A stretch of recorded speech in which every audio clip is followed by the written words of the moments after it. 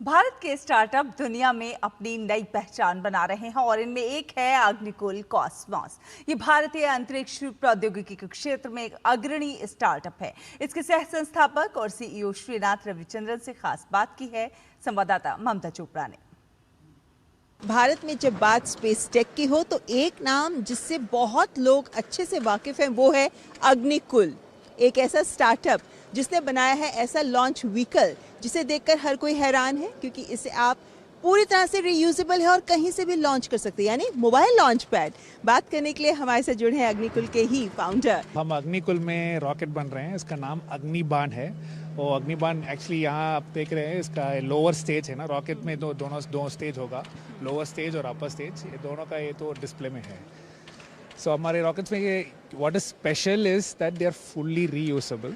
सो क्योंकि आज का रॉकेट्स मोस्टली तो एक टाइम यूज़ होगा, so you launch it, it goes to space and then you throw it away, so it becomes expensive.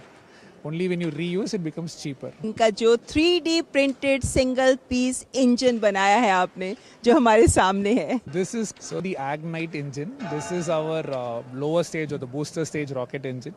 ये तो complete hardware तो single shot में एक ही प्रिंट में बाहर आया प्रिंटर से। सो इसमें तो कुछ भी वेल्डिंग नहीं है, मैन्युफैक्चरिंग, कुछ फास्टनर्स नट्स कुछ भी नहीं है। तो पहली बार ये विश्व में ऐसा बना होगा मुझे लगता है। हाँ, yes, it's world's first actually. No one has done this big an engine as a single piece hardware. So the 2-3 advantages है ना, first तो reliable है, secondly it's very quick. 10 days, in 10 days an entire rocket engine will be made, and usually it takes 6 months today. And third thing, it's also cheaper. सस्ता भी है, टिकाऊ भी है, और यही विशेषता है हमारे स्टार्टअप्स की भी। तो ये यहाँ पर आपके रॉकेट का अपर पार्ट रखा हुआ है, और इसको भी समझा दीजिए। This is actually like a model of the upper stage of the rocket. इसमें तो क्या स्पेशल है कि ये तो completely reusable upper stage है।